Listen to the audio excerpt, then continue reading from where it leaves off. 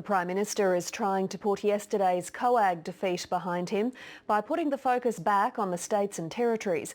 Malcolm Turnbull was forced to dump his plan to allow the states to levy their own income tax to pay for schools and hospitals. He says the meeting provided a moment of clarity, but the opposition has described it as a humiliating farce. Here's political reporter Julie Doyle. A radical plan, abandoned after just 2 days. But the Prime Minister has no regrets. You do not know where people stand unless you put the offer to them. Resistance from the states and territories forced Malcolm Turnbull to retreat. His proposal to allow states to levy their own income tax was short-lived. I can't wait for the next election. But the fallout from yesterday's COAG meeting will hang around for much longer. Mr Turnbull wants to move on from the train wreck of this week with his outlandish idea to have double taxation. But Australians won't let him move on so quickly. It was either going to be acceptable to the states or not.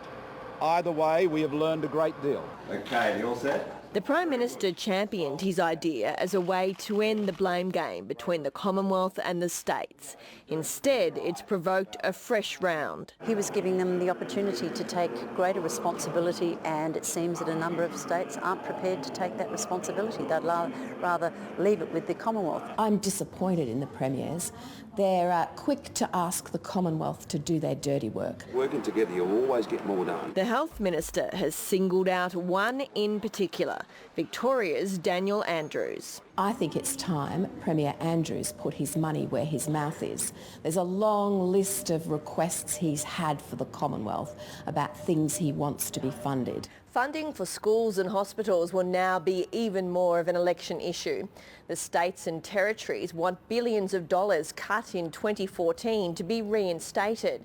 But the Prime Minister argues their refusal to back his income tax plan means options are limited. They cannot credibly ask us to raise taxes which they were not prepared to raise themselves when they were given the opportunity to do so.